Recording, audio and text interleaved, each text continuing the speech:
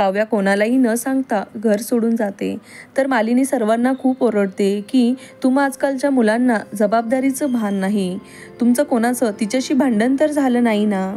आणि पुढे नंदिनीला म्हणते की तू कधीतरी असं घर सोडून जाशील का. त्यावर नंदिनी जीवाकडे पाहून म्हणते की मी जाताना नीट विचारून सांगूनच जाईल.